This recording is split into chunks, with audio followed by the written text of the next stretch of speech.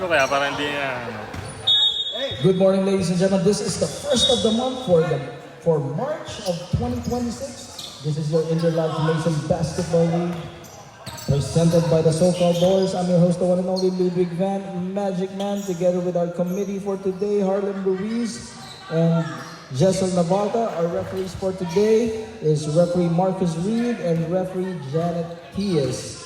The starting five for both teams. You are watching PSC, Palakas Shooting Club, and Pakrim.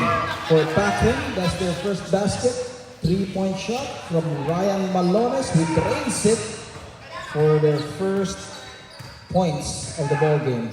For Pakrim, they're starting with Fronda, Malones, Jaron, and Glenn Bacani, and Ariel Parunga, who will make it a 5-point lead against PSC, they're starting with Moralida, Valdez, Crisostomo, Benlao, and Mangilig. Well, it is going to be again clash of styles here for both teams as Pakrim run and gun offense while Palakas Shooting Club and the team is shouting MVP for Ryan Malones, 5 points. Ryan Malones gets the board, doing everything for his team. Well, again, what should Palakas Shooting Club do here? Well, they still gotta control the tempo, just like what they did against Brazen Pillars in the previous week. Use their height advantage and make JM Mangilit operate from the half court. They tap it around. Moralida unable to save it, but Parungaw uses his speed and quickness to neutralize the height advantage of PSC. Benlao securing the board. Mangilit from the elbow, and JM Mangilit first points for the guys in green. PSC wearing the green jersey while Pakrim black and yellow. Fronda playing back-to-back games. Do they still have the energy? And looking for their fourth win is Pakrim as Jaron Bacani kisses it off the glass and flying in the air. That's Crisostomo, quality big man for PSC. Well, this is the first time we've been seeing Crisostomo, who has been a revelation for PSC. And he will have to shoot it in the free throw area. Palakas Shooting Club coming off a victory against Brazen Pillars, while Pakrim, just a while ago, they won against Gardena Malita Lodge. So let's see who will win and who will get the winning streak somehow cut off. Early goings of the first half. Remember, this is 2 halves of 20 minutes. Running time until the last 2 minutes. Fronda from way downtown. Battle for the loose ball. It will stay with Palakas Shooting Club. Half-court set. Stops and pops. Crisostomo from behind. It's JM Mangilit. Crisostomo diving for that ball, and Mangilit cutting the lead down to 5 as he scores everything for PSC. Give and go, quick ball movement. As Ryan Malones, 10 points for Ryan Malones, and the 2 points coming from Jaron Bacano. They're calling him the MVP for his team. Well, Ryan Malones playing out of his mind at the moment. Ariel Parungaw slowing the tempo down, but shifting gears, sees daylight, and was able to sell the call for Ariel Parungaw as the referees blew the whistle. Parungaw on the line and will shoot 2. Moralida, that's his first foul for Mark Moralida.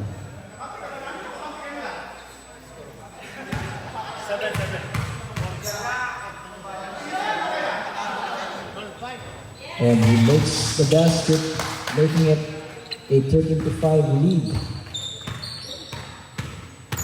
7-point game, if I'm not mistaken. Oh no, 8-point game. Ito naman yung mathematics factor playing, you know. That's why I'm in the communication arts, no? Rather than the math side of things, no? From the inside of the line, that's Crisostomo.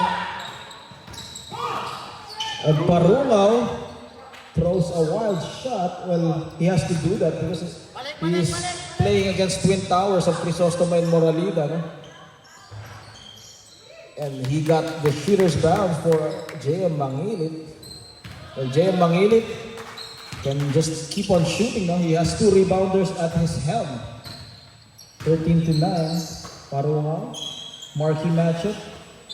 But Ryan Malones picking up the slack. As Ryan Malones scoring at will. 16-9. In a 7-point game. Ryan Malones, early candidate for the player of the game. But of course, GML, they're used to playing coming from behind as JM Mangilit weathering the storm, 16-11. But like what we said, no, for JM Mangilit and the rest of the guys, Pakrin will call a timeout. As we mentioned a while ago, no, for JM Mangilit and the rest of the boys, no, they're used to playing coming from behind, just what they did 2 times against Brazen Pillars, no? So they know how to coming down from a lead, no? So we'll be right back after this timeout. Pakrin calling their first timeout.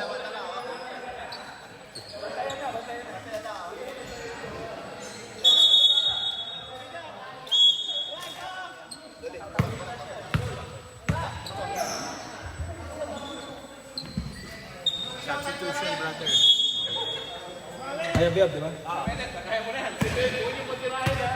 After the timeout, we are back again here in Carson City for the Interlodge Gymnasium Basketball League. The matchup is Palakas Shooting Club against Pakrin. For Pakrin, Kayabyab enters the ball game, and for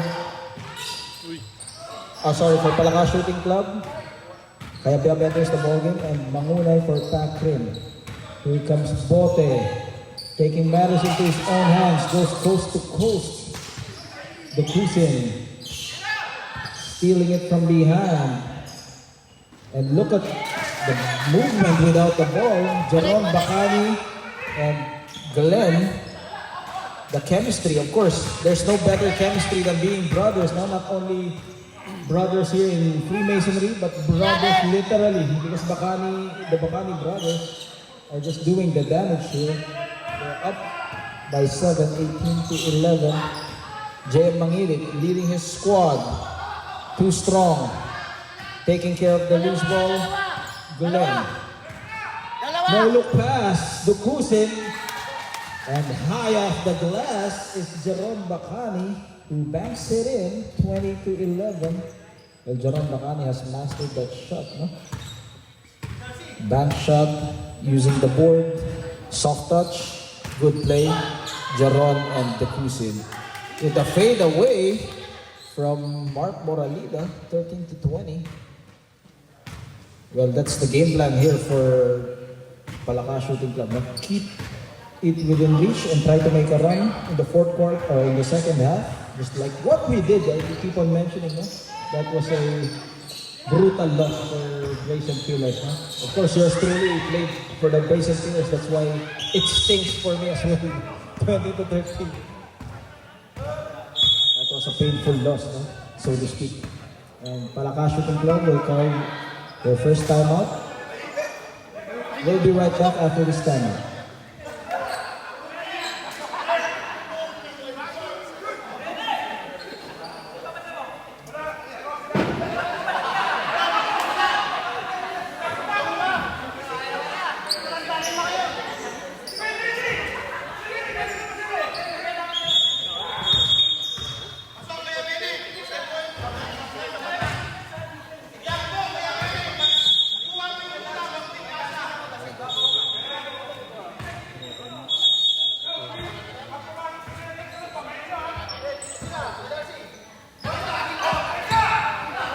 With 9 minutes and 49 left, Pakrin up by 7, 20-13 against Palakas Shooting Club. This is the Interlarge Mason Basketball League powered by the so-called ballers. I'm your host, the one and only Ludwig Van, Magic Man. You know who I am. And we are live here in Carson City, so don't forget to subscribe to our YouTube page, So-Called Ballers 21, to catch the games for the replay stream. And Balyon gaining some cheers from the crowd. Kenneth Bote with a hand on his face, but look at the nose for the rebound, tracking it down for Glenn Bacani, but he loses it. And again, that half-court set of PSC, they will try to drain the energy again of Pakrim. That's their strategy now all throughout this tournament. Draining the run and gun offense of the other squad.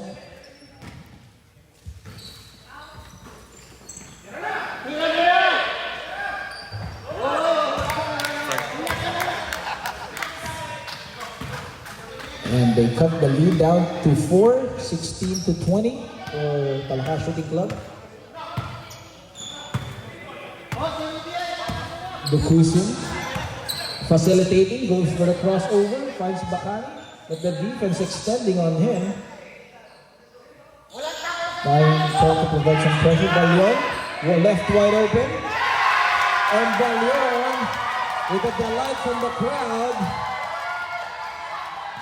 knocks down from deep, 23-16. Mark Moralida will try to answer back. It bounces off though. Dukusin waiting for his teammates to set up the half court. Bote challenging a bigger defender. Hits all board. Kaya Biab on the run, on the loose. Let's see, but the defense quickly recovering. Moralida against Dukusin. Dukusin again standing his ground against the bigger Mark Moralida. Well, you gotta appreciate Dukusin there, no? Not giving up on the play, even though he sees the disadvantage of the of the matchup.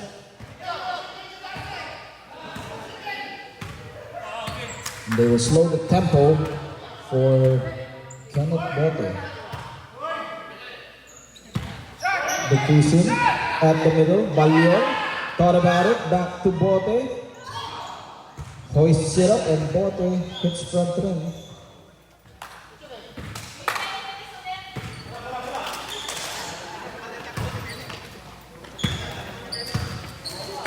(23-16) in favor of Pakrim. What's up, Romeo? Gets his own miss. Crisostomo will hit another one. 3 times for Crisostomo, and this time Crisostomo will not be denied. Dead ball, dead As ball. he makes that layup, taking it closer and closer for Crisostomo. Dukusin kicks it out. Bacani looking for his options. Decides to take it. And Glenn Bacani, bullseye, as they extend the lead to 8, 26-18 with 5 minutes and 54 remaining in the first half. Reverse, Moralida, and look at skying high for the rebound with Bacani. Bote from the elbow, hits all in, and Palakas Shooting Club calls for their first time out here. We'll be right back after this time.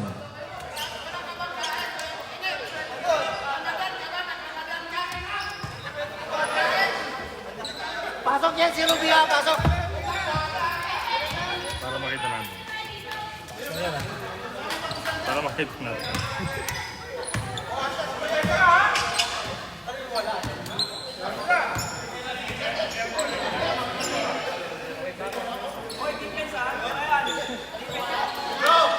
Patirahin niyo si Christian Romeo, ha? Patirahin niyo. Wait, Christian, sa ito ka, ha? Patirahin niyo.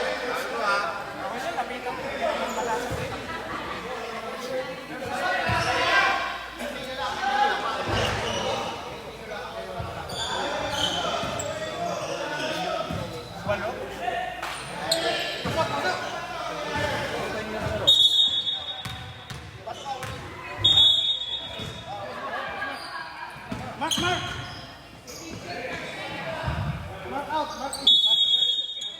to the action. You are watching the Interlarge Nation Basketball League presented by the so-called Ballers. I'm your host, the one man in League band, Magic Man. The matchup is Palakas Shooting Club against Pakrin. Pakrin coming up from a victory, as well as PSC.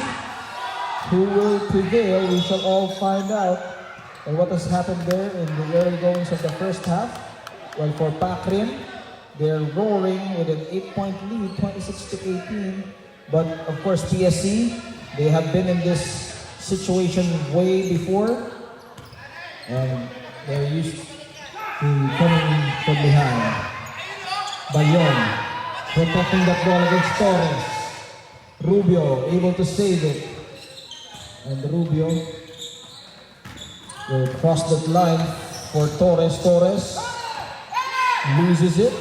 Commits a turnover. Bukusing sees Balyon, and Balyon comes up empty. 4 minutes and 29. Torres high off the glass. Bagaw taps it. And Balyon, no shooters bounce for him. Uses the glass. Crisostomo with a fadeaway, and Crisostomo banking it in. And that's how we do it, no? For Crisostomo, cutting the lead down to 6. I like the demeanor of how Crisostomo plays. Very calm and just focused on the way he plays. Now, according to Harlem, Jojo Lastimosa. Jojo Lastimosa mode, no? At the middle, Mangonay from beyond the arc. Buries the tray with 3 minutes and 40 remaining. The half-court set against Sumarinas. Crisostomo able to spread the floor. Well, that's the good thing of having Crisostomo on the floor. Now, he is able to spread the floor, a stretch 4, no? But the way he plays, he reminds me of Rani Del De Ocampo, no? Rani Del De Ocampo, who is a stretch 4, who can space the floor, you know? And keep an open lane, especially for Mangilit to provide those attacks. 29-20. Bagaw. Balyon again against Kayabyab at the middle. Bagaw.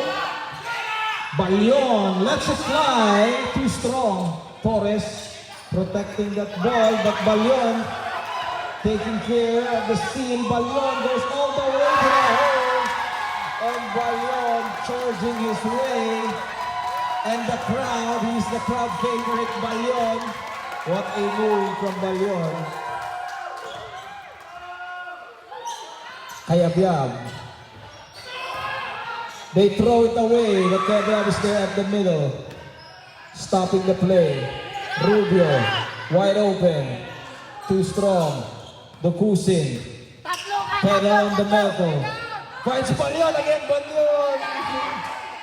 Too strong for Balyon. Run and gun offense, Torres this time. This is kind of unusual as for PSC, you know, they're forcing the run and gun offense, which is not their type of play, because usually they would just do the half-court set, no? But this time, Torres leading the way and trying to change their style, making it a 10-point game, 31-21. Dumlao in the ballgame, the anchor of his team. Rubio. Our main event for today, DPWH against MOT, both heavyweights in this Division A. Sumarinas, or rather, yeah, the Sumarinas. Power dribble and bank shot. 8-point game again, separating both teams. Comes up short. Mangonay. Stolen away by Bukusing. No look pass. And Balyon! Crowd goes wild for Balyon. The crowd loves Balyon's energy. Reverse, no look. And Sumarinas shuts down everyone with that reverse. 55 seconds left. Bukusing. Ryan Malones finds himself all the way to shoot. And Ryan Malones, MVP. Come on, some MVP chants out there. 38 seconds. Ryan Malones, amazing performance from Ryan Malones. Substitution. Referee, substitution, ref. Refs, the refs did not allow it. Torres, because it's 20 seconds left. Version out. Sumarinas, fade away. Dumlao against two defenders. 10 seconds left. And Sumarinas squeezing himself underneath the basket. 36-27, 9 or 11-point game.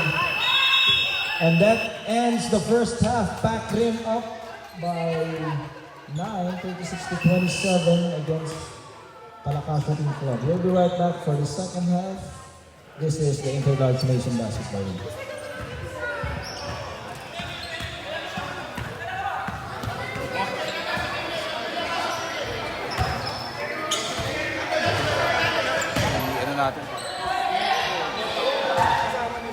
Welcome back to the second half of this exciting ball game between Pac Rim and Palaka Shooting Club. This is the Interlarge Nation Basketball League presented by the so-called ballers. I'm your host, the one and only Ludwig Van, Magic Man, together with our committee here, Harlem Luis from Clarence S. Smith Daylight Lodge number 866. And we have Tito Jason Lavalta, our referees for today, Marcus Reed, and referee Janet Pius as the first point of the second half from Pac Rim from Mahonay. As the starting lineup for the second half, it's Fronda, Bacani, Parunao, Mahonay, Jerome, and Glenn. That's for Pac Rim. For Palaka Shooting Club, we have Moralida, Saison, Dumlao, Crisostomo, to round up and Sumarinas. Reverse, and he was able to sell the call there for Bacani with a hey! Nabenta eh.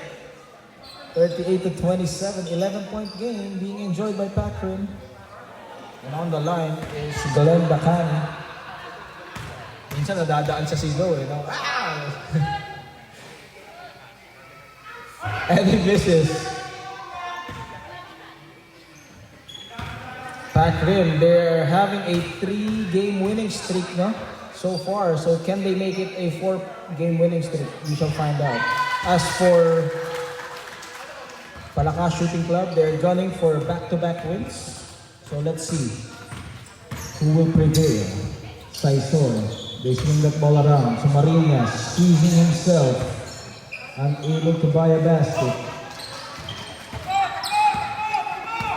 Parunao, setting the table against a bigger Crisostomo, trying to escape the clutches of the defense. Ooh, what a move from Parunao.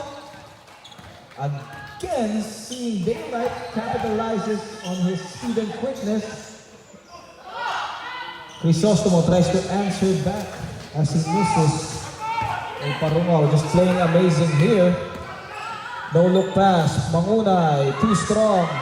Jaron Bacani pulls back. Fronda, wide open.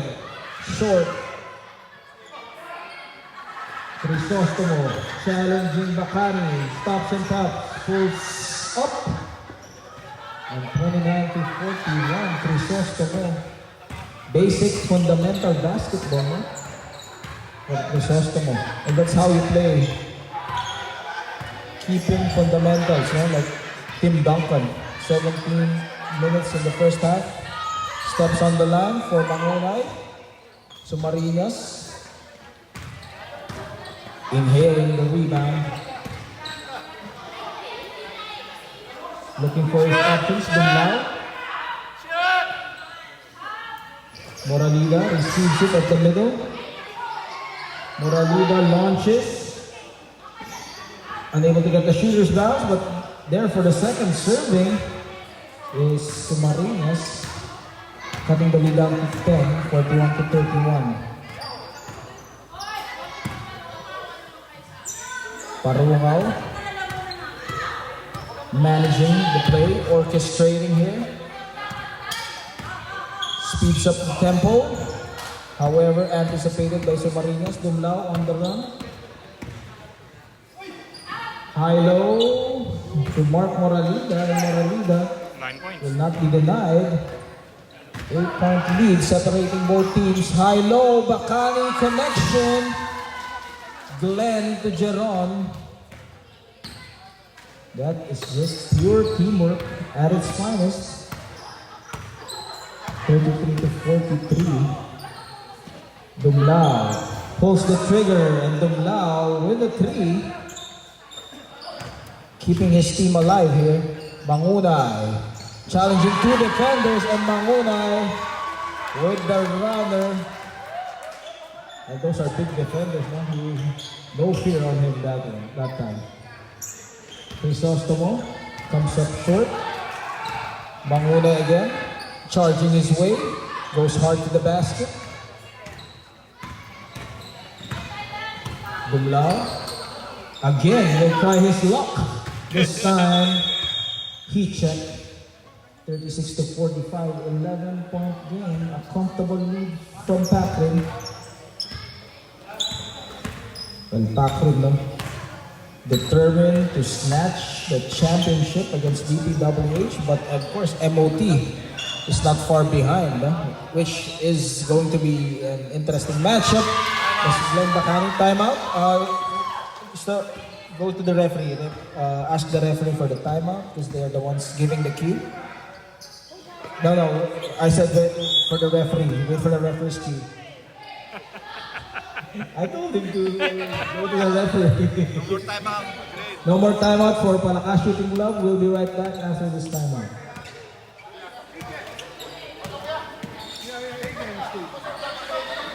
No DJ necessarily. It's gonna be copyright. No, it's not. You're flagged with the copyright. Oh, you're flagged with it, yeah. Probably later when we're not recording. Before it, maybe later. How's your foot feeling? Huh? How's your foot feeling? It's a little better compared to last week. Cutting down on the rice.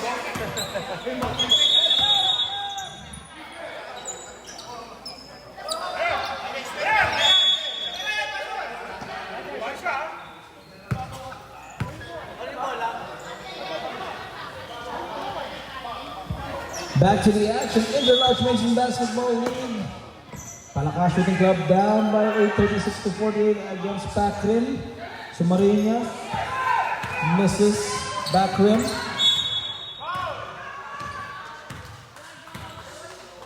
And it will remain with Pakrin in the driver's seat. Pakrin losing this game with comfortability. Dumlao checks in.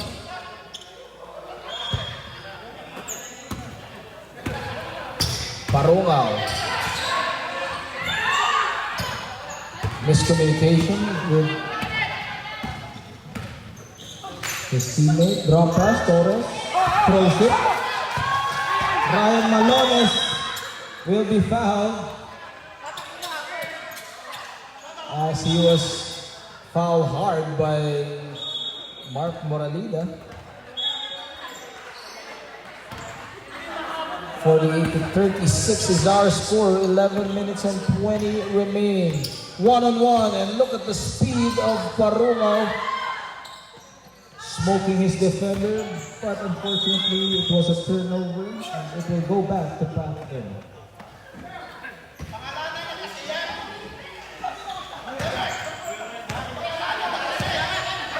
And they will use the slow-paced game here to control the tempo. Well, that's the good thing about Pakrin now. They can play with speed and quickness, fast break offense, and they can also play in the half court, no? Because they have size, they have players who can go one-on-one, and a lot of offensive threat. Like 10 minutes and 40 remaining. Dumlao. Sumarinas, no look pass. Torres underneath the basket. and counted in for Torres.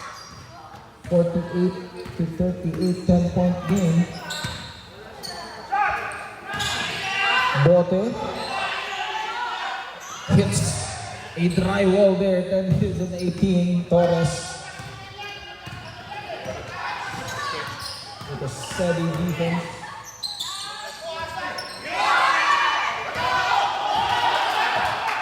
And stolen away again by Bote. Kenneth from the elbow, too strong, but Malones is there to save it. Unfortunately, no good for the putback. 3-on-1 situation, and they will capitalize for Dumlao, Rolly Dumlao. 48-40, cutting down the lead to 8 with 10 minutes and 35 remaining. Parungao, corner. Too strong. Dumlao. Challenging Bagaw. Pinoy step, ha? Kayabyang. Second chance points. And don't look now, it's just a 6-point game, 48-42. Palaka Shooting Club trying to mount a comeback.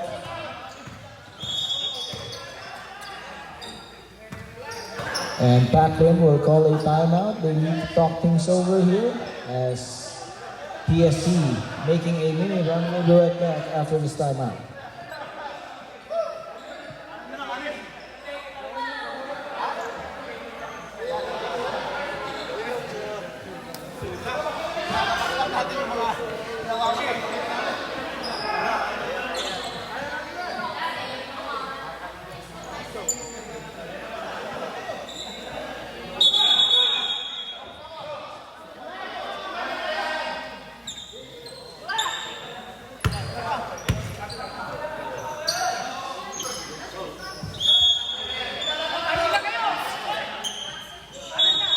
You are watching the Interlarge Nation Basketball League presented by the so-called Ballers. I'm your host, the one and only Ludwig Van, Magic Man, and we are looking at a 6-point game between Pac-Rim 48 and Palaka Shooting Club 42. Left wide open, Fronda, front rim. Now a chance to close the gap. Drop pass to Marinas. No goal. And it will stay with PSC. PSC wearing green jersey and Pac-Rim wearing black and yellow. As 3-point lead.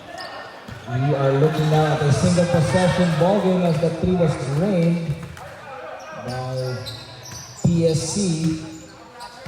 We have a ball game with 8 minutes and 20 left. Bagaw finding no opening. They will reset this one. Bakani thought about it. Bagaw this time. He will pull the trigger. Too strong. Battle for the loose ball and almost completing that steal is Fronda. Trying to get it from the bigger guy, Moralina. Here comes Crisostomo. Bumping and grinding, and he will go to the line and will have to earn it. Foul on Glenn Bakani. 24, right? 24. Oh, 16.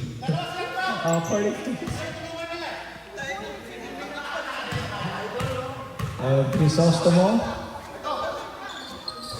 An opportunity to cut the lead down to 1, but he misses the first one. Let's see if he can make the second and split it.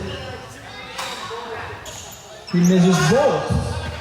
With 7 minutes and 20, Ryan Malones on the move against Crisostomo. Fronda saves it. 7 minutes and 10. Shoots it. But Jerome Bakani again saving the day. Picking the trash. And follow-up. 6 minutes and 58. Still anybody's ball game. It's just a 4-point lead separating both teams. We are down the wire again. But that's the strategy of Palaka Shooting Club. No? Try to drain down the energy and use the half-court set because they have the size, they have the shooting, and Mark Moralida. That's his second 3-point shot here in the second half. Our score now is 48 50, 2-point game. Pac Rim with the emergency panic button. We'll be right back.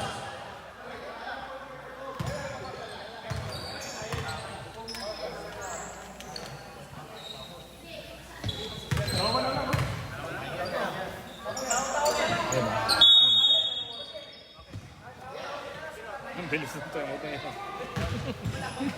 Back to the action. Down the wire here, 48 to 50. Palakas Shooting Club trying to make a comeback here, but will Pac Rim allow that to happen? We shall all find out. Ooh, adjusting in mid-air is Dokusin, and Dokusin gets his own miss. And in Tagalog, no, as we say, medyo may konting gulang yung move, but that was still part of the ball game. No? 48 to 52, as we say, that's a veteran move for Dokusin. No? A smart play, I should say. Mark Moralida again, will he hit his 3 shots from rainbow distance? But Dokusin making his presence felt both ends of the floor, offensive and defensively. Eye in the sky play and good position there from Moralida as he was able to cut the play. And look at Crisostomo! And Dokusin giving him a difficult time, and Power, we call them Dokusin. Well, you gotta appreciate the effort that Dokusin is giving. As we say, this guy is a two-way player, no? Offensive, defensive, and even the intangibles, no? The hustle, the pressure, and the way he gives energy to his team. No? Cross court, Moralida again. This time, the defense quickly responding on him. Takes it closer, Crisostomo, Moralida, Twin Towers. And Moralida, 52 to 50. 2 points. That is the strength of Palakas Shooting Club. The Twin Towers emerging here. And those guys can shoot from long distance, no? That's the good thing about them. But Dokusin showing us that the heart is bigger than height here. 54 to 50. Ralph Dokusin. He is the guy. He is him. 4 minutes and 47. Parang Austin Reeves yun, ha? He is him. 4 minutes and 40 remaining. Crisostomo. The calm demeanor. Corner. At the middle. Pump fake. Sumarinas. That height advantage. But Marungaw using speed and quickness to neutralize that advantage. Again, Dokusin. And Rubio tapping back to Crisostomo. And the ceiling here, prevalent for Palakas Shooting Club, no? They may be slow, and 3-point basket, knocking it down for Torres, no? As we mentioned, they may play slower, but they can shoot the threes, no? 56 to 53. A quick response from Glenn Bacani.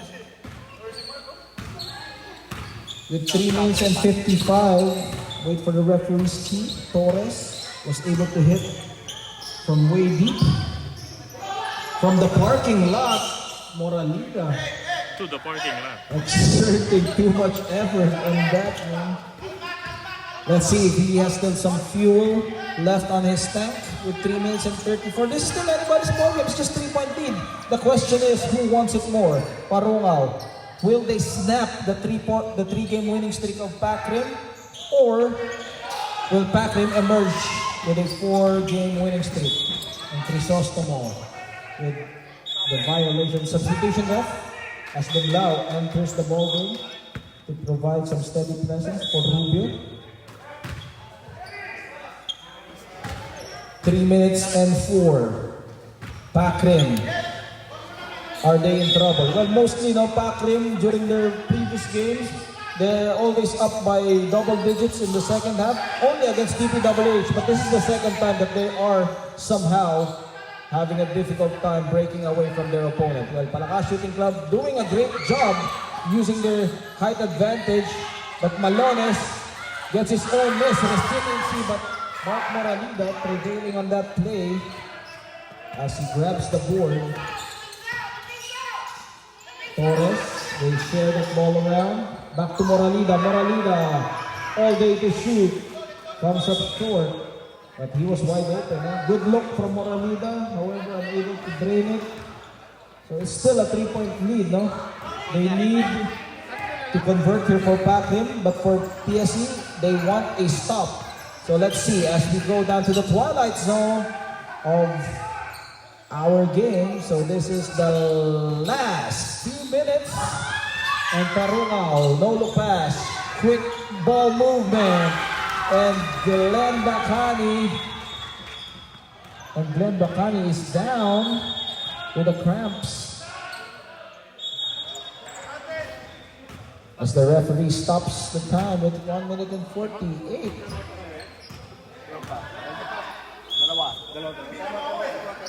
Pakrim will call for a timeout. So what a great play from Jerome Bacani, who is down. Hopefully he is okay. If it's just cramps, then he can recover, but hopefully nothing serious. Cramps na ba? Cramps. Kasi hindi yan na. Ang dami nang nai-injure.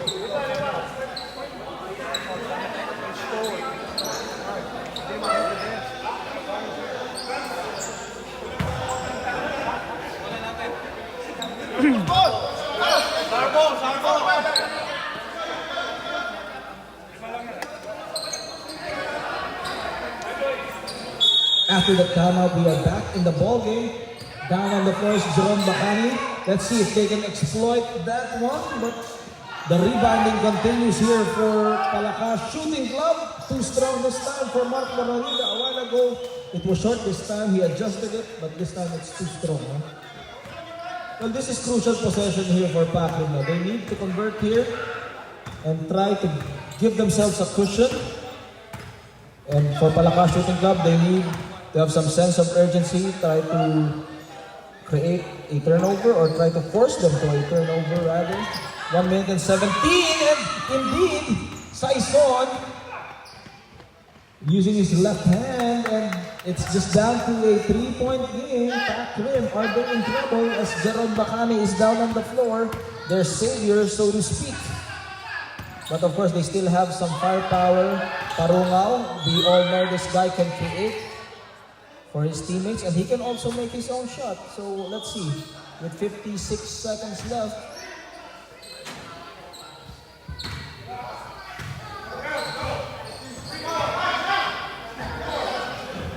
Baseline throw, crucial possession, baseline. Man-to-man defense, launches it from the corner. Bagaw, unable to secure it. And look at Dumlao. A costly turnover for them. Could have been, they could have cut down the lead to 1. But this is still one possession ball game if they can make a stop. But if Pakrim converts, then it's going to be more difficult for the guys in green. Using the clock as they know that they have the lead, the cruise in. No sense of urgency for Palakas Shooting Club. 30 seconds. Torres bothering Parungaw. Sumariñas, they have advantage. They have numbers, 4-on-2 situation. Sumariñas from deep. Dumlao. Oh, Dumlao. Overconfidence. Torres. Pump fake. Moronida gets the rebound, and Bacani with 4 seconds left. The overconfidence of Dumlao costing them that game, my goodness. And 3 seconds. there's still 3 seconds. Are we throwing the towel? Okay. And that's the game. Pakrim escaping with a victory against Palakas Shooting Club. As Dumlao, too much confidence on that part. We'll be right back for the last and main event of this ball game. Stay tuned because this is going to be a heavyweight match. We'll be right back.